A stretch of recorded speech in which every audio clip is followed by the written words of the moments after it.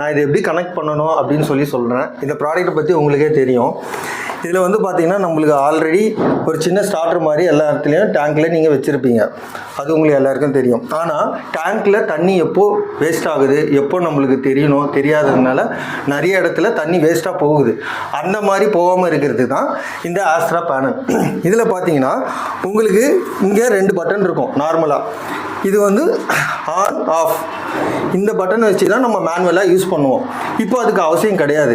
ஏன்னா இதுலேயே வந்து உங்களுக்கு ஆஃபுக்கு 2 பட்டனும் ஆனுக்கு 2 பட்டனும் ஆஃபுக்கும் ஒரு பட்டனும் கொடுத்துருக்காங்க கனெக்ஷன். இதில் நீங்கள் உள்ள இங்கே கனெக்ஷன் பார்த்தீங்கன்னா இதில் இருந்து ஆனுக்கு 2 கனெக்ஷன் வருது, ஆஃபுக்கு ஒரு கனெக்ஷன் வருது.